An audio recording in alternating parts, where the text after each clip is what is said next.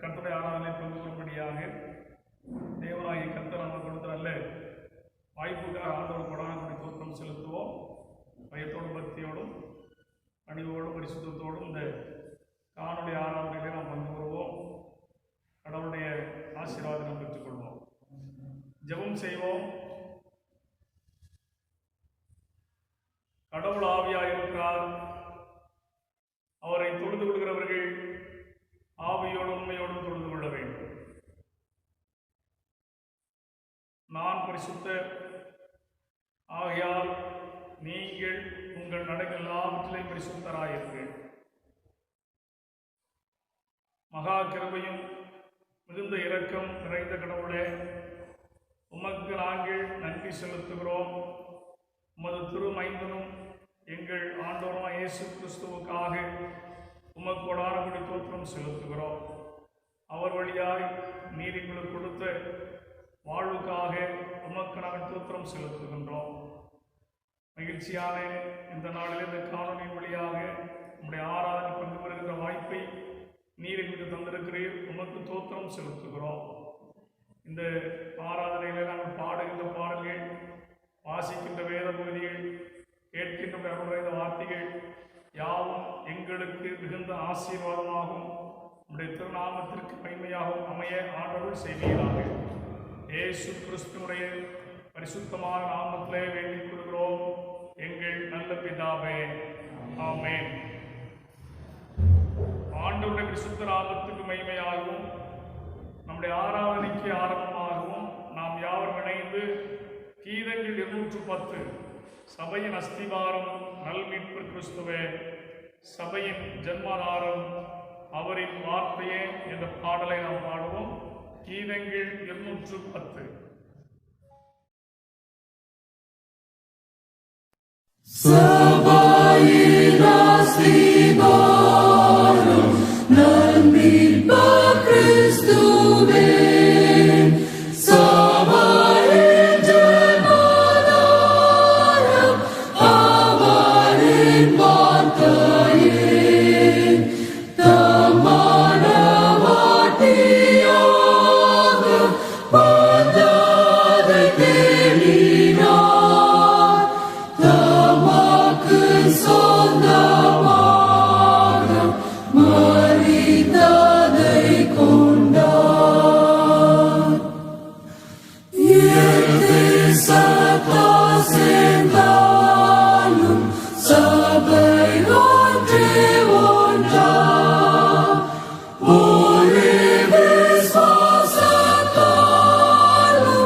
ஒரே ரட்சிப்புண்டாம், ஒரே தெய்வீக நாமம் சபையை இணைக்கும், ஓ திவ்ய ஞானாகாரம் பக்தரை போஷிக்கும். என்றாலும் கர்த்தாவோடு சபைக்கு ஐக்கியமும் இளைப்பாறுவோரோடு இன்ப இணக்கமும் இப்பாக்கியத்துயோரோடு கர்த்தாவே நாங்களும் விண்ணோகத்திலும் ஓடு தங்க கடாட்சியும்.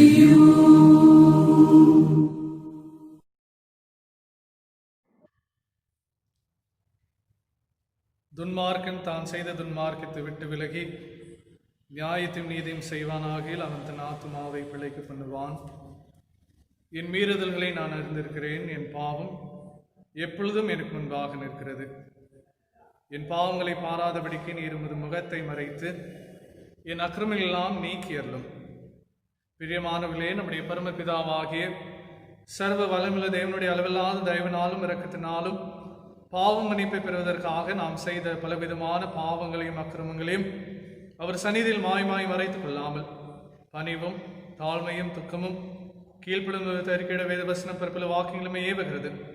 நாமை காலத்திலும் தேவனுக்கு முன்பாக நம்முடைய பாவங்களை மன தாழ்மையாக ஏற்கிட வேண்டும் என்றே அவருடைய திரு கரங்களினாலே நாம் பெற்றுக்கொண்ட மேன்மையான உபகாரங்களுக்காக ஸ்தோத்திரம் செலுத்தவும் மிகவும் சிறந்தவுடைய புகழை பிரஸ்தாப பண்ணவும் அவருடைய மகா பரிசுத்த வசனத்தை கேட்கவும் நம்முடைய சரீரக்கும் ஆத்மாவுக்கும் தேவையானவர்களுக்காக வேண்டிக் கொள்ளவும் நாம் கூடி வந்த குதத்தில் பாவல் ஏற்கிறது நம்முடைய சேஷித்த கடமையாயிருக்கிறது.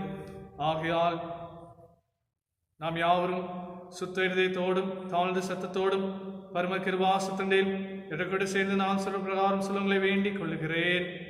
ஜெபம் செய்வோம். பாவ இறக்க ஜெபத்தை சேர்ந்து ஏறெடுப்போம். சர்வ வல்லமையும் மிகுந்த இரக்கமுள்ள பிதாவே, தப்பிப்போன ஆடுகளைப் போல நாங்களுடைய மூலம் எங்கள் இதயத்தின் யோசனை விருப்பங்களுக்கும் மிகவும் மிகுந்தோம். உமது பரிசுத்த கருத்துமாய் குற்றம் செய்தோம். செய்தவரை செய்யாமல் செய்த காலவரை செய்தோம். எங்களுக்கு சுகமே இல்லை. ஆனாலும் ஆண்டவரை தேவர்களுக்கு கர்த்தராகிய இயேசு கிறிஸ்து மூலமாய் மனிதர் கல்ல செய்த வாக்குத்தத்தின்படியே நிர்வாகங்கள் குற்றங்களை வைக்கிறார்கள். தப்பிதங்களின் மேல் பெருமையாயிரும் பாவத்திற்கு செயற்படுத்தும் மிகவும் இறக்கமுள்ள பிதாவை உடைய பரிசுத்தநாமத்தில் நாங்கள் இதே பக்தியும் நீதியும் திரும்புகிறாய் என்பவர் இயேசு கிறிஸ்துவின் கிருபை செய்தோம். ஆமென். நம்முடைய கர்த்தராயிருக்கிற இயேசு கிறிஸ்துவின் பிதாவாயிருக்கிற சர்வ வல்லமை உள்ள கடவுள் பாவியின் மரணத்தை விரும்பாமல் அவன் தன் பாவத்தை விட்டு திரும்பி பிழைப்பதை விரும்பி பாவத்து நிமித்தம் துக்கப்படுகிற தமது ஜனத்துக்கு பாவமோசனத்தை மன்னிப்பை குறிவிக்க தம்முடைய ஊழியக்காரருக்கு அதிகாரத்தையும் கட்டளை அருளிச்சிருக்கிறார். மெய்யாய் மனம் திரும்பி தமது பரிசுத்த சுவிசேஷத்தை உண்மையாய் விசுவாசிக்கிற யாவருக்கும் அவர் பாவங்களை மன்னித்து விமோச்சனம் செய்கிறார். ஆகையால் கடைசியிலே அவருடைய நித்திய ஆனந்தத்தில் சிறந்தவர்களாய் இவ்வுலகத்திலே நாம் செய்கிற காரியங்கள் பிரியமாக இருக்கவும் இனி உயிரோடு இருக்கும் நாளெல்லாம் மாசு இல்லாமல் பரிசுத்தம் உள்ளடக்கவும் அவர் நமக்கு மெய்யான மனம் திரும்புதலையும் நம்முடைய பரிசுத்த அருளி செய்ய வேண்டும் என்று நம்முடைய கர்த்தராயிருக்கிற இயேசு கிறிஸ்துவின் மூலமாய் அவரை வேண்டிக் கொள்ள கடவோம். ஆமென். பரமண்டலங்கள் பிதாவே, உம்முடைய நாமம் பரிசுத்தப்படுவதாக, உம்முடைய ராஜ்யம் வருவதாக, உம்முடைய சித்தம் செய்வது போல பூமியும் செய்யப்படுவதாக. அன்றுள்ள பற்றி எங்களுக்கு தாரும். எங்கள் பிறமாய் நாங்கள் மன்னிக்கிறது போல எங்கள் குற்றங்களை மன்னி எங்களை சோதனையில் பிரவேசிக்காமல் தீமை பெற்றுக் கொள்ளும். ராஜ்யம் வல்லமை மகிமை என்றென்றைக்கும். ஆமென். நாம் மாறி மாறி வாசிக்கக்கூடிய வேத பகுதி சங்கீதம் 82. சங்கீதம் 82. தேவ சபையிலே தேவன் எழுந்தொழியிருக்கிறார். தேவர்களின் நடுவிலே அவர் நியாயம் விசாரிக்கிறார்.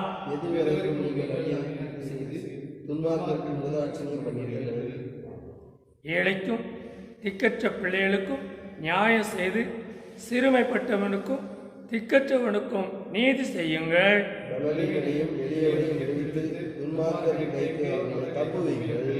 அறியாமலும் உணராமலும் இருக்கிறார்கள், அந்தகாரத்திலே நடக்கிறார்கள். தேசத்தின் அஸ்திபாரங்கள் எல்லாம் அசைகிறது. நீங்கள் தேவர்கள் என்றும் நீங்கள் எல்லாரும் உன்னதமானவரின் மக்கள் என்றும் நான் சொல்லியிருக்கிறேன். ஆனாலும் நீங்கள் மனுஷரைப் போல செத்து லோக பிரபுகளின் ஒருவனைப் போல விழுந்து போவீர்கள். தேவனே எழுந்தருளும், பூமிக்கு நியாயத்தை செய்யும். நீரே சகல ஜாதிகளின் சுதந்திரமாக கொண்டிருப்பவர். பிதாவுக்கும் குமாரனுக்கும் பரிசுத்த ஆவிக்கும் மகிமையுண்டாவதாக. ஆதியிலும் இப்பொழுதும் எப்பொழுதுமான சதா காலங்களிலும் மகிமையுண்டாவதாக. ஆமென். உட்காருங்கள். முதலாவது வேத பகுதி வாசிக்க கேட்போம். வாசிக்கும்படியாக கொடுக்கப்பட்ட முதலாம் வேத பகுதி நெகேமியா 8ஆம் அதிகாரம் 9ஆம் வசனம் முதல் 18ஆம் வசனம் வரை. நெகேமியா 8ஆம் அதிகாரம் 9ஆம் வசனம் முதல் 18ஆம் வசனம் வரை. ஜனங்கள் எல்லாரும் நியாயப்பிரமாணத்தின் வார்த்தைகளை கேட்டபோது அழுதபடியால் திர்சாதா எனப்பட்ட நெகேமியாவும் வேத பாரகனாகிய எஸ்ரா என்னும் ஆசாரியனும் ஜனங்களுக்கு விளக்கி காட்டின லேவியரும் சகல ஜனங்களையும் நோக்கி, இந்த நாள் உங்கள் தேவனாகிய கர்த்தருக்கு பரிசுத்தமான நாள், நீங்கள் துக்கப்படவும் அளவும் வேண்டாம் என்றார்கள். பின்னும் அவன் அவர்களை நோக்கி, நீங்கள் போய் கொழுமையானதை புசித்து மதுரமானதை குடித்து ஒன்றுமில்லாதவர்களுக்கு பங்குகளை அனுப்புங்கள். இந்த நாள் நம்முடைய ஆண்டவருக்கு பரிசுத்தமான நாள், விசாரப்பட வேண்டாம், கர்த்தருக்குள் மகிழ்ச்சியாயிருப்பதே உங்களுடைய பலன் என்றான். லேவியரும் ஜனங்களை எல்லாம் அமர்த்தி, அழாதிருங்கள், இந்த நாள் பரிசுத்தமான நாள், விசாரப்பட வேண்டாம் என்றார்கள். அப்பொழுது ஜனங்கள் எல்லாரும் தங்களுக்கு அறிவிக்கப்பட்ட வார்த்தைகளை உணர்ந்து கொண்டபடியால் புசித்து குடிக்கவும் பங்குகளை அனுப்பவும் மிகுந்த சந்தோஷம் கொண்டாடவும் போனார்கள்.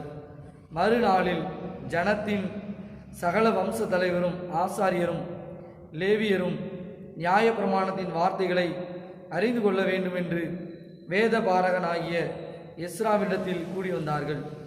அப்பொழுது நியாயப்பிரமாணத்திலே இஸ்ரவேல் புத்திரர் 7ஆம் மாதத்தின் பண்டிகையிலே கூடாரங்களில் குடியிருக்க வேண்டும் என்று கர்த்தர் மோசேயை கொண்டு கற்பித்த காரியம் எழுதியிருக்கிறதை கண்டார்கள். ஆகையால் எழுதியிருக்கிறபடி கூடாரங்களை போடும்படிக்கு நீங்கள் மலைகளுக்கு புறப்பட்டு போய் ஒலிவ கிளைகளையும் காட்டு ஒலிவ கிளைகளையும் மிருது செடிகளின் கிளைகளையும் பேரிச்ச மட்டைகளையும் அடர்ந்த மரக்கிளைகளையும் கொண்டு வாருங்கள் என்று தங்களுடைய சகல பட்டணங்களிலும் எருசலேமிலும் கூறி பிரசித்தப்படுத்தினார்கள்.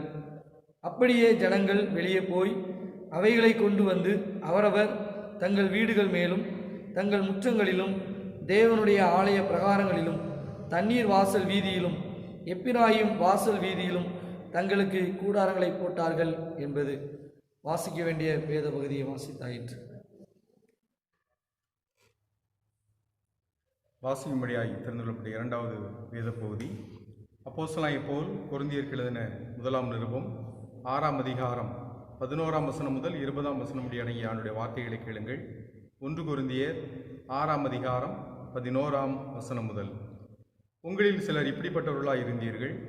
ஆயினும் கர்த்தராகிய இயேசுவின் நாமத்தினாலும் உங்கள் தேவனுடைய ஆவியினாலும் கழுவப்பட்டீர்கள், பரிசுத்தமாக்கப்பட்டீர்கள், நீதிமான்களாக்கப்பட்டீர்கள். எல்லாவற்றையும் அனுபவிக்க எனக்கு அதிகாரம் உண்டு, ஆகிலும் எல்லாம் தகுதியாய் இராது. எல்லாவற்றையும் அனுபவிக்க எனக்கு அதிகாரம் உண்டு, ஆகிலும் நான் ஒன்றிற்கும் அடிமைப்பட மாட்டேன். வயிற்றுக்கு போஜனமும் போஜனத்துக்கு வயிறும் ஏற்கும். ஆனாலும் தேவன் இதையும் அதையும் அழிய பண்ணுவார். சரீரமோ வேசித்தனத்திற்கு அல்ல, கர்த்தருக்கே உரியது. கர்த்தரும் சரீரத்திற்கு உரியவர். தேவன் கர்த்தரை எழுப்பினாரே, நம்மையும் தமது வல்லமையினாலே எழுப்புவார். உங்கள் சரீரங்கள் கிறிஸ்துவின் அவயவங்கள் என்று அறியீர்களா? அப்படி இருக்க நான் கிறிஸ்துவின் அவயவங்களை வேசியின் அவயவங்களாக்கலாமா? அப்படி செய்யலாகாதே. வேசியோடு இசைந்திருக்கிறவன் அவளுடனே ஒரே சரீரமாக இருக்கிறான் என்று அறியீர்களா? இருவரும் ஒரே மாம்சமாக இருப்பார்கள் என்று சொல்லியிருக்கிறதே. அப்படியே கர்த்தரோடு இசைந்திருக்கிறவன் அவருடனே ஒரே ஆவியாய் இருக்கிறான். வேசித்தனத்திற்கு விலகி ஓடுங்கள். மனுஷன் செய்கிற எந்த பாவமும் சரீரத்துக்கு புறம்பாய் இருக்கும். வேசித்தனம் செய்கிறவனோ தன் சுய சரீரத்துக்கு விரோதமாய் பாவம் செய்கிறான். உங்கள் சரீரமானது நீங்கள் தேவனாலே பெற்றும் உங்களில் தங்கியும் இருக்கிற பரிசுத்த ஆவியினுடைய ஆலயமாய் இருக்கிறதென்றும் நீங்கள் உங்களுடையவர்கள் அல்ல என்றும் அறியீர்களா? கிரயத்திற்கு கொள்ளப்பட்டீர்களே, ஆகையால் தேவனுக்குடையவர்களாகிய உங்கள் சரீரத்தினாலும் உங்கள் ஆவியினாலும் தேவனை மையப்படுத்துங்கள் என்பது வாசியுடைய தெரிந்துள்ளப்பட்ட இரண்டாவது வேத பகுதி. வாசித்தாயிற்று.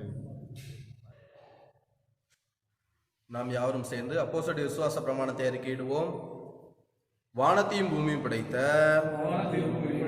சர்வபிதாவாகிய தேவனை விசுவாசிக்கிறேன். அவருடைய வேகமாகிய நாதரை விசுவாசிக்கிறேன். அவர் பரிசுத்த ஆவியினாலே கர்த்தருக்கு பிறந்தார். பொதுவாத்தின் காலத்தில் பாடுபட்டு சிலுவையில் அறைந்து மரித்து அடங்கினார். 3ஆம் நாள் உயிர்த்தெழுந்து எழுந்தருளினார். பரலோகத்தில் ஏறி சர்வபிதாவாகிய தேவனுடைய வலது பார்சத்தில் வீற்றிருக்கிறார்.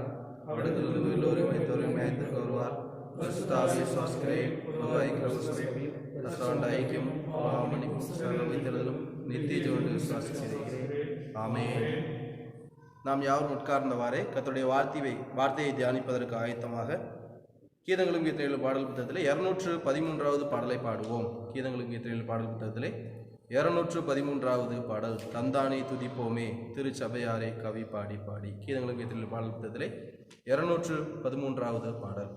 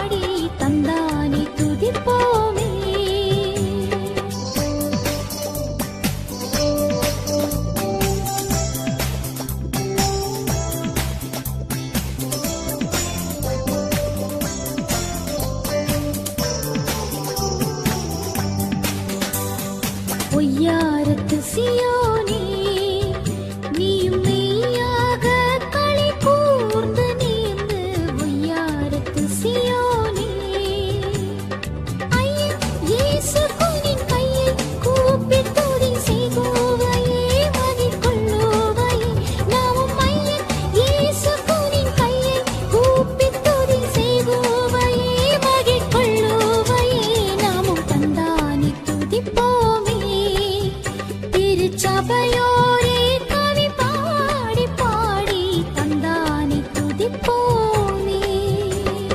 ஹல்லேலூயா ஹல்லேலூயா ஹல்லேலூயா ஹல்லேலூயா ஹல்லேலூயா ஹல்லேலூயா.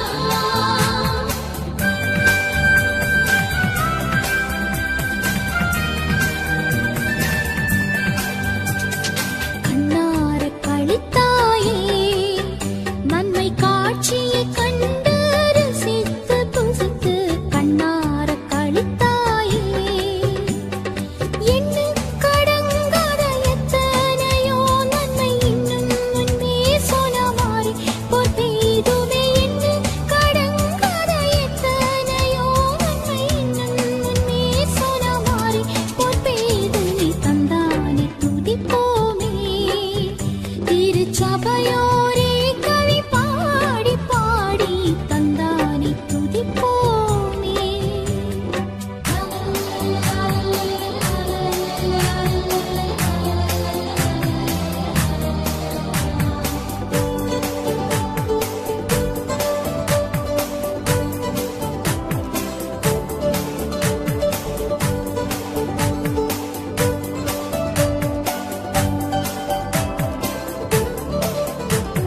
சுத்தாங்கத்து நற்சபையே உனை முற்றாய் கொள்ளவே அலைந்து திரிந்து சுத்தாங்கத்து நற்சபையே சத்து குலைந்துனை சத்தியாக்க தம்மின் இரத்தத்தை சிந்தி எடுத்தே உயிர் வரம் சத்து குலைந்துனை சத்தியாக்க தம்மின் இரத்தத்தை சிந்தி எடுத்தே உயிர் வரம் தந்தானே துதிப்போமே திருச்சபையோரே கவி பாடி பாடி தந்தானே துதிப்போமே.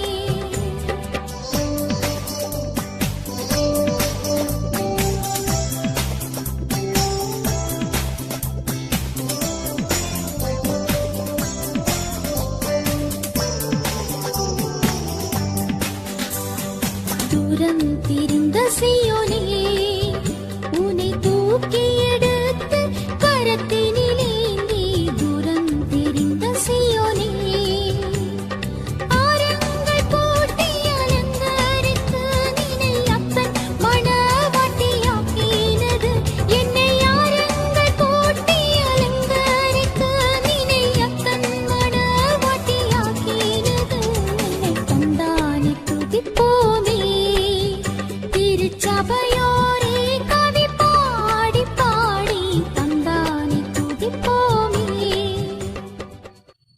அன்பானவர்களே, ஆண்டவராய் இயேசுவின் நாமத்தில் உங்கள் அனைவரையும் அன்போடு வாழ்த்துகிறேன்.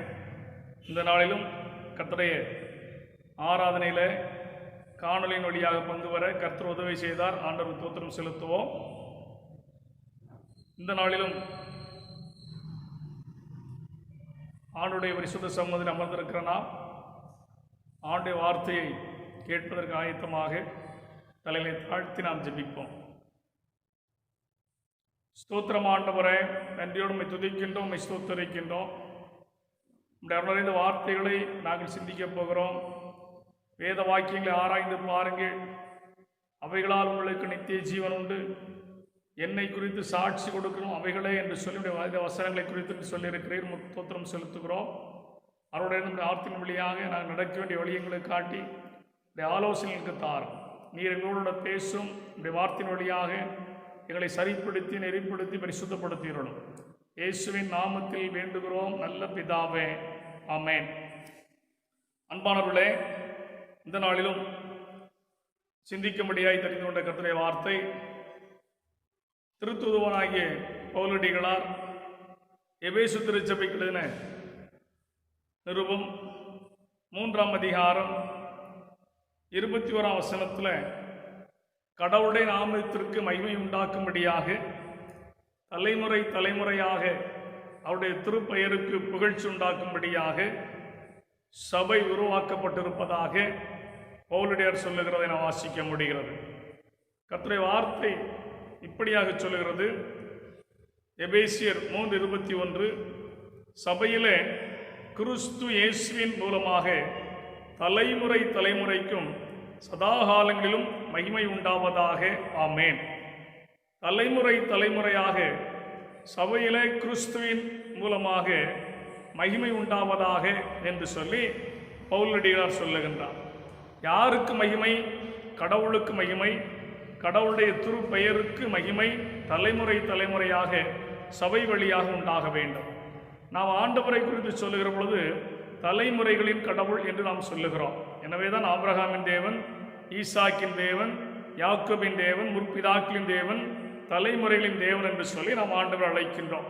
எனவே சபை வழியாக ஆண்டவருடைய திருப்பெயருக்கு எப்பொழுதும் மகிமை உண்டாக வேண்டும் என்பதற்காக சபை கடவுளால் உருவாக்கப்பட்டிருப்பதாக கர்த்தருடைய வார்த்தை சொல்லுகிறது. அன்பானவர்களே, இந்த சபை குறித்து நாம் சொல்ல வேண்டுமானால் யாத்ராகமத்தின் புஸ்தகம் 12ஆம் அதிகாரம் 3ஆம் வசனத்தில் தேவனாகிய கர்த்தர் மோசேக்கு சொல்லுகின்ற பொழுது மிக தெளிவாக ஆண்டவர் சொல்லுகின்ற வார்த்தை என்ன என்று சொன்னால்,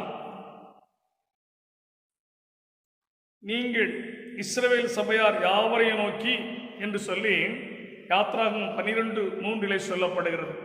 இஸ்ரவேல் சபையார் யாவரையும் நோக்கி இந்த வார்த்தைகளை சொல்ல வேண்டும். இந்த வார்த்தைகளை எகிப்தின் அடிமைத்தனத்திலிருந்து மீட்கும்படியாக, தம்முடைய ஜனங்களை விடுவிக்கும்படியாக தேவனாகிய கர்த்தர் எகிப்தின் மக்களுக்குள்ளாக கொண்டு வருகின்ற அந்த 10வது வாதை தலைப்பிள்ளை சங்காரத்தை குறித்தும், அதனாலே இஸ்ரவேலருக்கு மீட்பும் எகிப்தியருக்கு அழிவும் ஏற்படுகின்றதை நாம் பார்க்க முடிகிறது.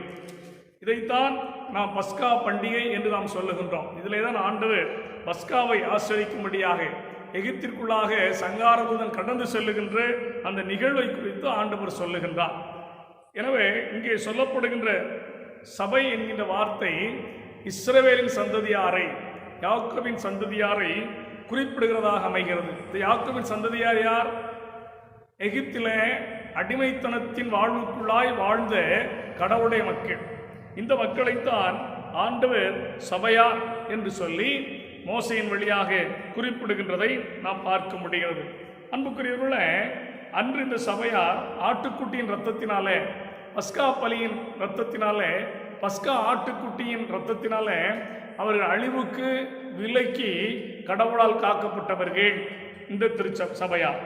அதை போலவே தான் நாம் திருமறையை வாசிக்கின்ற பொழுது இயேசு கிறிஸ்துவின் இரத்தத்தினாலே, ஆட்டுக்குட்டியாகிய இயேசு கிறிஸ்துவின் இரத்தத்தினாலே பாவத்தின் அடிமைத்தனத்திலிருந்து மீட்கப்பட்டவர்கள், பாவத்தின் அடிமைத்தனத்திலிருந்து விடுவிக்கப்பட்டவர்கள், ரட்சிக்கப்பட்டவர்கள் சபையார் என்று சொல்லி கர்த்தருடைய வார்த்தை சொல்கிறது. அப்போஸ்தலர் 2ஆம் அதிகாரம் 47ஆம் வசனத்தில் ஆண்டுடைய வார்த்தை சொல்லுது, ரட்சிக்கப்படுகிறவர்களை கர்த்தர் அனுதினமும் சபையிலே சேர்த்து கொண்டு வந்தார். அப்படியானால் சபை என்பது என்ன? ரட்சிக்கப்பட்ட மக்களின் கூட்டம். ரட்சிப்பு என்பது என்ன? விடுவிக்கப்பட்ட மக்களுடைய கூட்டம், விடுதலையின் வாழ்வை பெற்ற மக்களுடைய கூட்டம். என்ன விடுதலை? பாவத்தின் அடிமைத்தனத்திலிருந்து விடுதலை, பிசாசின் அடிமைத்தனத்திலிருந்து விடுதலை, நரகத்தின் ஆக்கினின்று விடுதலை, பாவத்தின் சம்பளமாகிய மரணத்தின்று விடுதலை.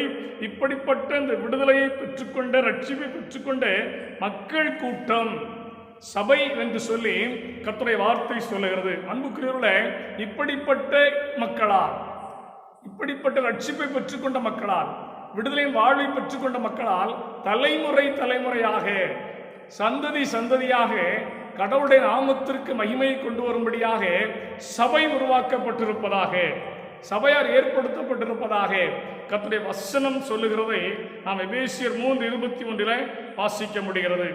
அன்பானவர்களே, எப்படிப்பட்ட சபையின் வழியாக கடவுளுடைய நாமத்திற்கு மகிமை உண்டாகும்? எப்படிப்பட்ட சபையார், எப்படிப்பட்ட தன்மைகள் உடைய, குணாதிசயங்களுடைய சபையார் கடவுளுடைய நாமத்திற்கு மகிமையை கொண்டு வருவார்கள் என்று நாம் பார்க்கின்ற பொழுது கர்த்தருடைய வார்த்தை மிக தெளிவாக சொல்லுகின்ற காரியம் என்ன என்று சொன்னால், அப்போஸ்தலர் நடவடிக்கையின் புஸ்தகம் 12ஆம் அதிகாரத்தில் கர்த்தருடைய வார்த்தை மிக தெளிவாய் சொல்லுகிறது. ஏரோது அரசன் சபையை துன்பப்படுத்துகின்றான். துன்பப்படுத்துகின்ற பொழுது அங்கே அவன் செய்கின்ற காரியம் என்ன? யோவானுடைய சகோதரன் யாக்கோபை பட்டயத்தால் கொலை செய்தான். இப்படிப்பட்ட அந்த சூழ்நிலையிலே தான் அவன் பேதுருவை சிறைச்சாலையிலே பிடித்து அடைத்து வைக்கின்றான். வகுப்புக்கு 4 போர்ச்சர் வழியாக 4 வகுப்புகள் அவனுக்கு காவல் வைக்கப்பட்டிருக்கின்றன. இப்படிப்பட்ட ஒரு கட்டுப்பாடான காவல் நிறைந்த சிறைச்சாலையில் பேதுரு அடைக்கப்பட்டிருக்கின்ற ஒரு சூழ்நிலை. இந்த சூழ்நிலையில சபையார் செய்த காரியம் என்ன என்று நாம் எண்ணி பார்க்கின்ற பொழுது கர்த்தருடைய வார்த்தை சொல்கிறது. அப்போஸ்தலர் 12ஆம் அதிகாரம் 12ஆம் வசனத்தை நாம் வாசித்து பார்க்கின்ற பொழுது கர்த்தருடைய வார்த்தை சொல்கிறது, அவன் இப்படி நிச்சயித்துக் கொண்டு மார்க் என்னும் பெயர் கொண்ட யோவானுடைய தாயாகிய மரியாள் வீட்டுக்கு வந்தான். அங்கே அநேகர் கூடி ஜெபம் பண்ணி கொண்டிருந்தார்கள். அல்லேலூயா. திருச்சபையார் ஜெபித்துக் கொண்டிருந்தார்கள்.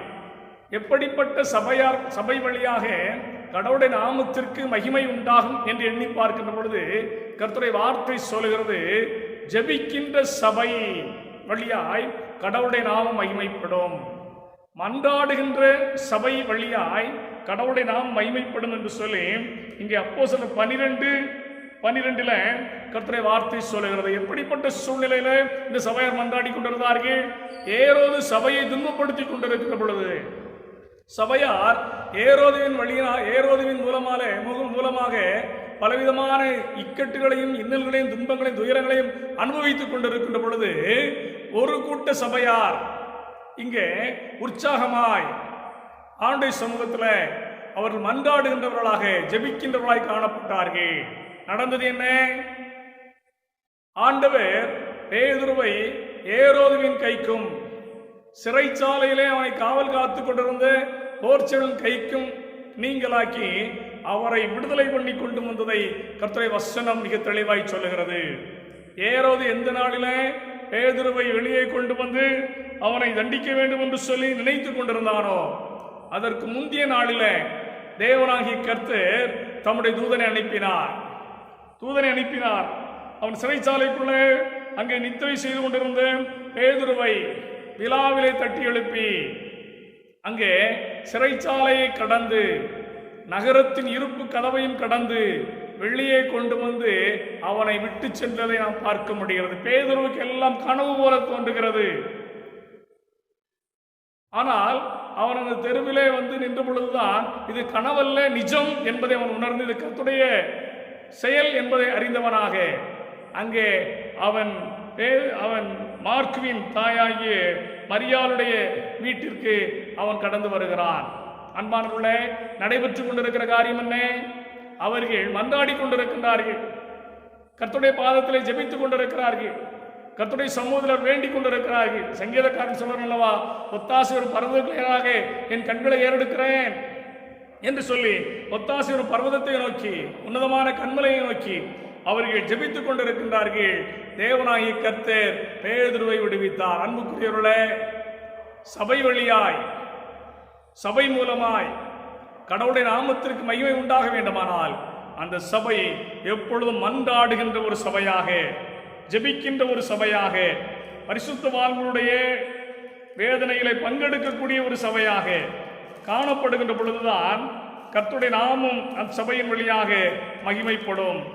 இன்னொரு காரியத்தை நான் வாசித்து பார்க்கின்ற பொழுது, யாக்கோபு தன்னுடைய நிருபத்தில் 5ஆம் அதிகாரத்தில் சபையினுடைய கடமைகளை குறித்து சொல்லுகிற பொழுது அங்கே சொல்லுகின்றார். யாக்கோபு 5ஆம் அதிகாரம்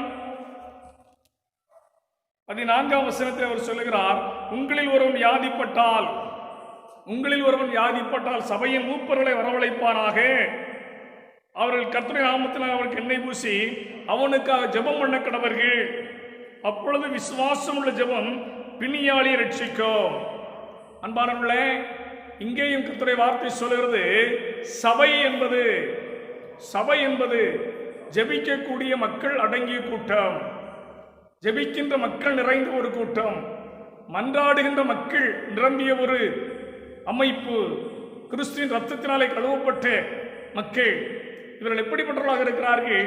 ஜெபிக்கிறவர்கள் யாருக்காக? வியாதியஸ்தர்களுக்காக, சுகவீனம் உள்ளவர்களுக்காக ஜெபிக்கின்றவர்களாக இருக்கின்றார். நடைபெறுகிறது என்ன?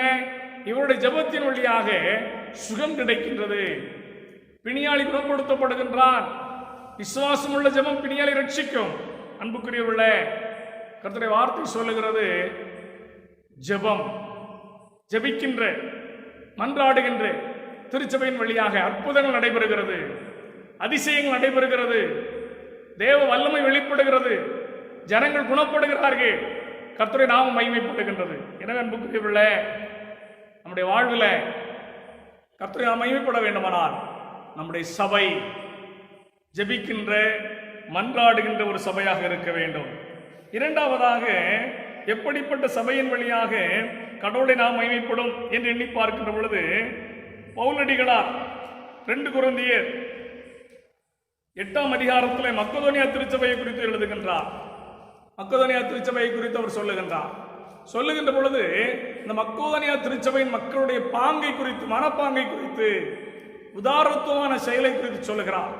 இந்த மக்கதோனியா திருச்சபை எப்படிப்பட்டதாக இருந்தது என்று சொன்னால், தரித்திரமான ஒரு நிலையில் இருந்தது, வறுமையான ஒரு நிலையில் இருந்தது. பொருளாதாரத்திலே அவர்கள் தன்னிறைவு பெறாதவர்களாக, குறைவுள்ளவர்களாக காணப்பட்ட ஒரு சூழ்நிலையில இந்த மக்கதோனியா திருச்சபை காணப்படும். ஆனாலும் அப்படிப்பட்ட அந்த குறைவுள்ள மக்கள், தரித்திரத்திலே வாழ்ந்த மக்கள் கொடுப்பதிலே அவர்கள் நிறைவுள்ளவர்களாய் காணப்பட்டார்கள். யாருக்கு கொடுத்தார்கள்?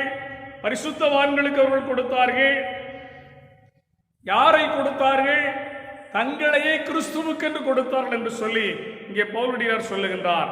2 கொரிந்தியர் 8ஆம் அதிகாரம் 3ஆம் வசனம் மிக தெளிவாய் சொல்கிறது, அவர்கள் தங்கள் திராணிக்கத்தக்கதாகவும் தங்கள் திராணிக்கு மிஞ்சியும் கொடுக்க தாங்களே மனதுள்ளவர்களாக இருந்தார் என்பதற்கு நான் சாட்சியாக இருக்கிறேன் என்று சொல்லி இங்கே பவுலடியார் சொல்லுகின்ற வார்த்தையை நாம் பார்க்க முடிகிறது. திராணிக்கு தக்கதாக கொடுத்தார்கள், திராணிக்கு மிஞ்சியும் கொடுத்தார்கள். எப்படிப்பட்ட ஒரு சூழ்நிலை என்று நாம் எண்ணி பார்க்கும் பொழுது, உபத்திரவத்தினால் சோதிக்கப்படுகையில் கொடிய தரித்திரம் உள்ளவர்களாக இருந்த அந்த சூழ்நிலையில, அன்பானவர்களே, திருச்சபை என்பது, சபை என்பது பகிர்ந்து கொடுக்கக்கூடியதாய் காணப்பட வேண்டும். பகிர்ந்து கொடுப்பதற்கு பொருளாதாரம் ஒரு தடை அல்ல, தரித்திரம் ஒரு தடை அல்ல, உதவி செய்வதற்கு வறுமை ஒரு தடை அல்ல என்பதை இந்த மக்கதோனியா திருச்சபை, மக்கதோனியா சபையார் நமக்கு முன்னுதாரணமாக கடவுள் வைக்கின்றதை நாம் பார்க்க முடிகிறது. அன்பானவர்களே, சபை வழியாய் கர்த்தரை மகிமைப்பட வேண்டுமானால் சபையானது பகிர்ந்து கொடுக்கின்றதா இருக்க வேண்டும். கிறிஸ்து எப்படி தம்மையே நமக்காய் பகிர்ந்து கொடுத்தாரோ அதுபோல நாம் நம்முடையவைகளை எச்சூழ்நிலையிலும் எப்படிப்பட்ட சந்தர்ப்பத்திலும் பகிர்ந்து கொடுக்கின்றவர்களாய் வாழுகின்ற பொழுது நம் வழியாய், நம் சபை வழியாய் கடவுளுடைய பரிசுத்த நாமம் எப்பொழுதும் மகிமைப்படும். அதைத்தான் பவுலடியார் மிக தெளிவாய் சொல்கிறார். 2 கொரிந்தியர் 8ஆம் அதிகாரம் 5ஆம் வசனத்தில் அவர் சொல்லுகிறார், நாங்கள் நினைத்தபடி மாத்திரம் விடாமல் தேவனுடைய சித்தத்தினாலே முன்பு தங்களை தாமே கர்த்தருக்கும் பின்பு எங்களுக்கும் ஒப்பு கொடுத்தார்கள். எப்படிப்பட்டவர்கள் பகிர்ந்து கொடுக்க முடியும்? எப்படிப்பட்டவர்கள் தங்களுடைய பிறரோடு பங்கிட்டுக் கொள்ள முடியும் என்று எண்ணி பார்க்கின்ற பொழுது தூய பவுலடிகளார் சொல்லுகின்றார், கர்த்தரோடு தங்களை பகிர்ந்து கொண்டவர்கள். எனவேதான் 2 கொரிந்தியர் 8ஆம் அதிகாரம் 5ஆம் வசனத்தில் சொல்கிறார், தேவனுடைய சித்தத்தினாலே முன்பு தங்களை தாமே கர்த்தருக்கும் என்று சொல்லுகின்றார். ஆண்டவருக்கென்று தங்களை அர்ப்பணித்தவர்கள், ஆண்டவருக்கென்று தங்களை கொடுத்து விட்டவர்கள், ஆண்டவருக்கென்று தங்கள் வாழ்க்கையை முற்றிலுமாய் அர்ப்பணித்த மக்கள், அவர்கள் தங்களுடையதை பிறருக்கு கொடுப்பதில் ஒரு நாளும் தயக்கம் காட்டுவதில்லை. அவர்கள் குறைவுடையவர்களாய் இருந்தாலும் அந்த குறைவிலும் நிறைவானதை கொடுத்து கடவுளுடைய நாமத்தை மகிமைப்படுத்துகின்றவர்களாய் காணப்படுகின்றதை இந்த மக்கதோனியா திருச்சபையின் வழியாக நாம் அறிந்து கொள்ள முடிகிறது. அன்புக்குரியவர்களே, நம்முடைய திருச்சபைகள் எப்படிப்பட்டதாக இருக்கிறது? நாம் எப்படிப்பட்டவர்களாக இருக்கிறோம்? கொடுக்கிறோமா? கொடுப்பதற்கு தடையாக பல காரணங்களை சொல்லிக் கொண்டிருக்கிறோமா? கொடுப்பதற்கு வறுமை மாத்திரம் தடை என்று சொல்லி பல நேரங்களிலே நாம் அருமையை குறித்து, இயலாமையை குறித்து, இல்லாமையை குறித்து சொல்லுகின்றோம். ஆனால் வறுமையிலே, தரித்திரத்தில், கொடிய உபத்திரவத்தில் இருந்த இந்த மக்கதோனியா திருச்சபை மக்கள் தங்களுடைய திராணிக்கு தக்கதாகவும் திராணிக்கு மிஞ்சியும் கொடுத்தார்கள் என்று சொன்னால், அவர்கள் தங்களே கர்த்தருக்கு என்று அர்ப்பணித்தபடியினால, கர்த்தருடைய அன்பு, கர்த்தருடைய ஈகை அவர்களுக்குள் காணப்பட்டபடியினால அவர்கள் எல்லாவற்றையும் பிறரோடு கூட பகிர்ந்து கொண்டார்கள், தேவையுள்ள மக்களோடு கூட. எனவே அன்பானவர்களே, திருச்சபை என்பது பகிர்ந்து அளிக்க வேண்டும். எப்படி கிறிஸ்து தம்மை பகிர்ந்து கொடுத்தாரோ, தம்மை தாமே நமக்காய் பங்கிட்டு கொடுத்தாரோ, அதுபோல நாமும் நம்முடையவைகளையும் நம்மையும் பிறருக்கு பங்கிட்டு கொடுப்போமானால், பகிர்ந்து கொள்வோமானால், நிச்சயமாக நம் வழியாய் கடவுளை நாம் மகிமைப்படும். சந்ததி சந்ததியாய், தலைமுறை தலைமுறையாக கர்த்தருடைய நாமம் மகிமைப்படும். நிறைவாக யார் வழியாக கடவுளுடைய நாமம் மகிமைப்படும் என்று நாம் எண்ணி பார்க்கின்ற பொழுது இங்கே பவுலடிகளார் சொல்லுகின்ற இன்னொரு சிந்தனையை நாம் பார்க்க முடிகிறது. பவுலடியார் சொல்லுகிறார் 1 கொரிந்தியர் 6ஆம் அதிகாரத்தில் திருச்சபைகளுக்குள்ளே, திருச்சபை மக்களுக்குள்ளே, சபைக்குள்ளே ஏற்படுகின்ற வழக்குகளை குறித்து சொல்லுகிறார், மன குறைபாடுகளை குறித்து சொல்லுகிறார், மன தாங்கல்களை குறித்து சொல்லுகின்றார். சபையானது எப்படிப்பட்டதாக இருக்க வேண்டுமா? தீர்ப்பு செய்கிறதாய், தீர்ப்பு செய்கிற தன்மையுடையதாய் சபை காணப்பட வேண்டும். சபையார் சபையினிடத்திலே தன்னுடைய வழக்குகளை தெரிவிக்கின்றவர்களாக, குறைபாடுகளை தெரிவிக்கின்றவர்களாக இருக்க வேண்டுமே தவிர சபைக்கு வெளியே, சபைக்கு புறம்பாக நம்முடைய குறைவுகளை, நம்முடைய காரியங்களை சொல்லுகிறவர்களாக இருக்கக்கூடாது என்று சொல்லி இங்கே பவுலடியார் சொல்லுகின்றார். சபை என்பது கிறிஸ்துவினுடைய இரத்தத்தினாலே மீட்கப்பட்ட கூட்டம். எனவேதான் பவுலடியார் இந்த திருமறை பகுதியில் சொல்லுகின்ற பொழுது 1 கொரிந்தியர் 6ஆம் அதிகாரம் 11ஆம் வசனத்தில் சொல்லுகிறார், ஆயினும் கர்த்தராகிய இயேசு கிறிஸ்து நாமத்தினாலும் நமது தேவனுடைய ஆவியினாலும் கழுவப்பட்டீர்கள், பரிசுத்தமாக்கப்பட்டீர்கள், நீதிமான்கள் ஆக்கப்பட்டீர்கள் என்று சொல்லி சபையாரை குறித்து சொல்லுகின்றார். சபையார் யார்? சபை மக்கள் யார்? இயேசு கிறிஸ்து நாமத்தினாலே நமது தேவனுடைய ஆவியினால் கழுவப்பட்டவர்கள், தேவனால் பரிசுத்தமாக்கப்பட்டவர்கள், அவரால் நீதிமான்களாக்கப்பட்டவர்கள். இப்படிப்பட்ட இந்த மக்கள் கூட்டத்திற்குள்ளாக மனத்தாங்கல்கள், வழக்குகள் உண்டாகுமானால் நாம் செய்ய வேண்டிய காரியம் என்ன? சபைக்குள்ளாக அதை தீர்த்து கொள்ள வேண்டும். வழக்குகள் தீர்த்து கொள்ளப்பட வேண்டும். அநீதக்காரரிடத்தில் அந்த வழக்குகள் செல்லக்கூடாது. காரணம் என்ன என்று சொன்னார் பவுலடியார் ஒரு புதிய சிந்தனையை நமக்கு கொடுக்கின்றார். 1 கொரிந்தியர் 6ஆம் அதிகாரம் 3ஆம் வசனத்தில், தேவதூதர்களையும் நியாயம் தீர்ப்போம் என்று அறியீர்களா என்று அவர் கேள்வி கேட்கின்றார். அப்படியானால் தேவனுடைய திரு ரத்தத்தினாலே கழுவப்பட்டவர்கள், நீதிமான்களாக்கப்பட்டவர்கள், பரிசுத்தமாக்கப்பட்டவர்களுக்கு கடவுள் தருகின்ற மாபெரும் பணி, மாபெரும் பொறுப்பு என்ன என்று சொன்னால், தேவதூதர்களை நியாயந்திருக்கின்ற பொறுப்பு. யார் இந்த தேவதூதர்கள்? விழுந்து போனவர்கள். இந்த விழுந்து போன தேவதூதர்களை நியாயந்திருக்கக்கூடிய பொறுப்பை தேவனாகிய கர்த்தர் சபைக்கு தருகிறார், விசுவாசிகளுக்கு தருகிறார், ரட்சிக்கப்பட்டவர்களுக்கு தருகிறார். அப்படிப்பட்ட மாபெரும் நியாய தீர்ப்பு செய்கின்ற அதிகாரத்தை பெற்றவர்களாக நாம் எப்படிப்பட்டவர்களாக இருக்க வேண்டுமா? நம்முடைய அற்ப வழக்குகளுக்காக அநீதக்காரர்களிடத்தில், உலகத்தின் மக்களிடத்தில் செல்லக்கூடாது என்று சொல்லி போல்டேர் சொல்லுகின்றதை நாம் பார்க்க முடிகிறது. அன்புக்குரியவர்களே, கர்த்தருடைய நாமத்திற்கு மகிமை வர வேண்டுமானால் சபைக்குள்ளாய் காணப்படுகின்ற, சபையாருக்குள்ளாய் காணப்படுகின்ற குறைபாடுகள், பிளவுகள், பிரிவினைகள் நமக்குள்ளாக பேசி தீர்த்து கொள்ளப்பட வேண்டுமே ஒழிய வெளியே உலகத்திற்குள்ளாய் அநீதக்காரரிடத்திற்குள்ளாய் செல்வது கர்த்தருடைய நாமத்திற்கு அவகீர்த்தியை கொண்டு வரும் என்று சொல்லி பவுல்டியார் சொல்லுகின்றதை நாம் வாசிக்க முடிகிறது. எனவே சபையார் எப்படிப்பட்டவர்களாக இருக்க வேண்டும்?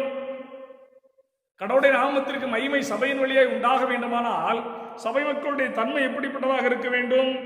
மிக தெளிவாய் சொல்லுகிறார் பவுலடிகளார். 1 கொரிந்தியர் 6ஆம் அதிகாரம்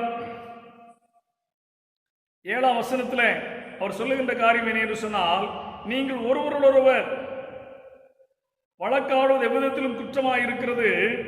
அப்படி செய்கிறதை விட நீங்கள் ஏன் அநியாயத்தை சகித்துக் கொள்ளுகிறதில்லை? ஏன் நஷ்டத்தை பொறுத்துக் கொள்ளுகிறதில்லை என்று கேட்கின்றார்.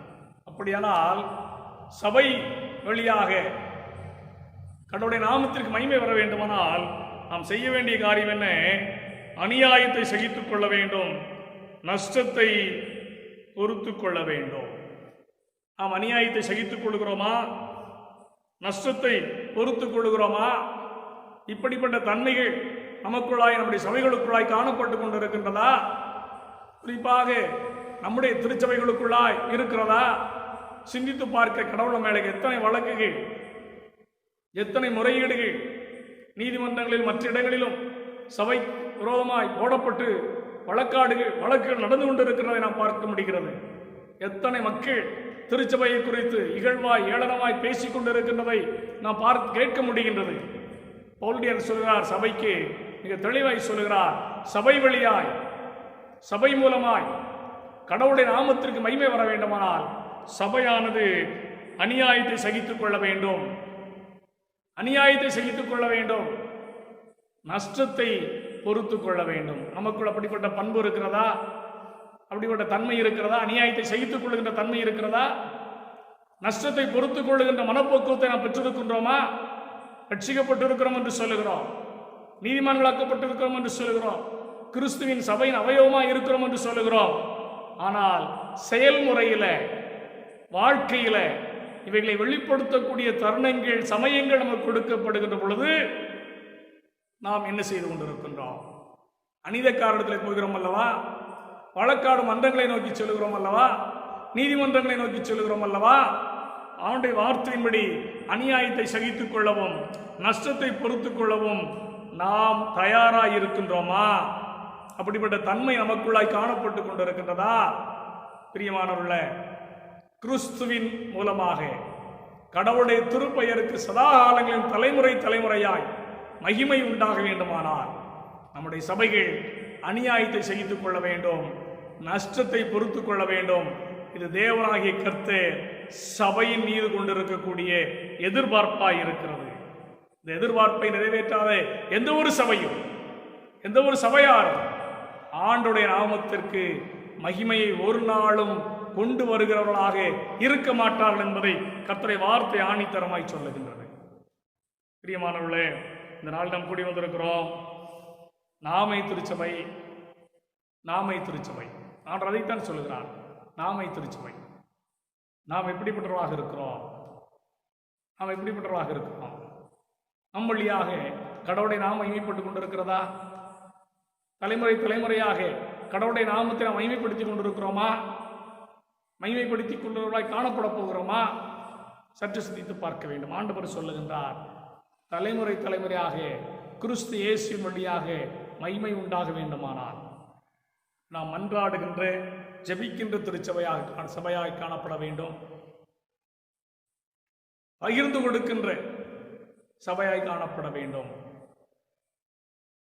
மூன்றாவதாக பொறுத்துக் கொள்ளுகின்ற சகித்துக் கொள்ளுகின்ற சபையாய் காணப்பட வேண்டும்.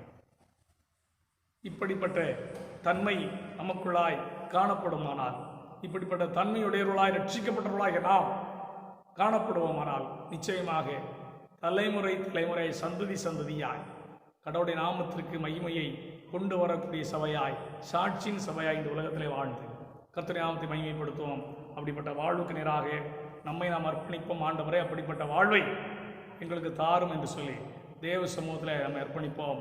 ஆண்டவரை தொடர்ந்து அப்படிப்பட்ட வாழ்வுக்கு நேராய் உங்களை என்னை நடத்தி ஆசீர்வதிப்பாராக. கடவுளை நாம் மகிமைப்படுவதாக. ஆமென்.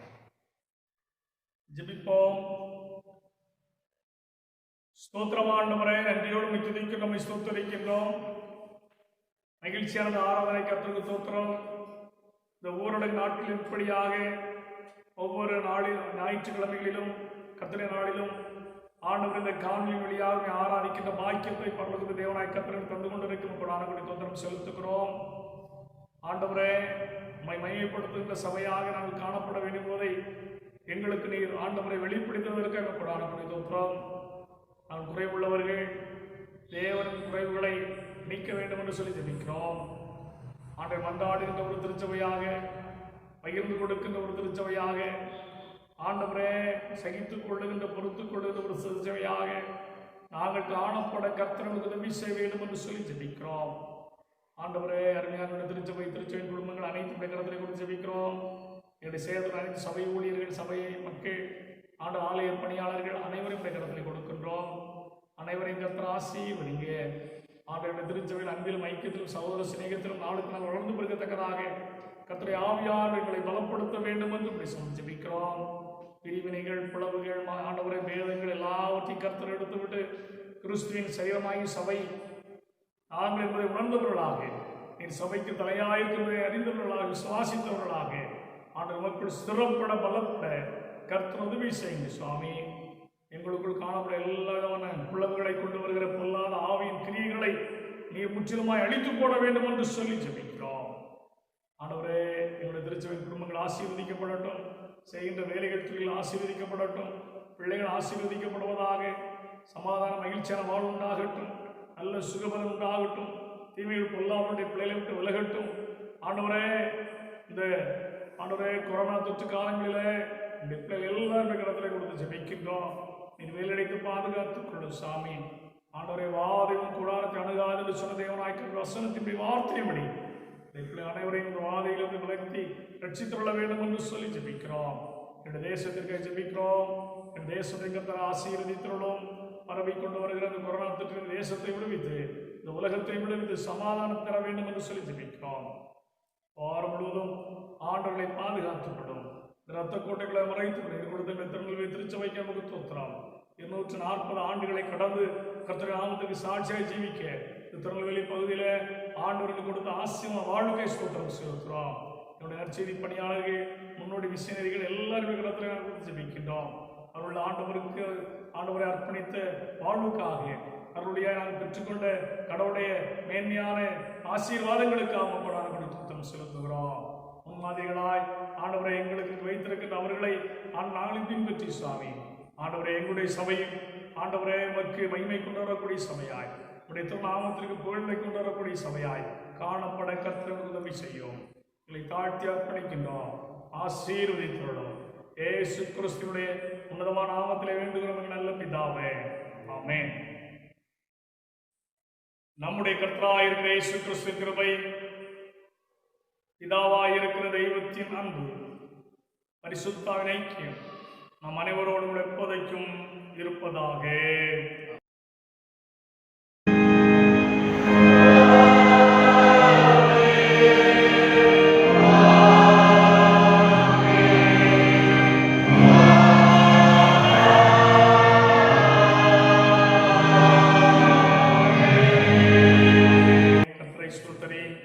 என் முழுவதுமே அவருடைய விசுத்த நாமத்தை ஸ்தோத்திரி.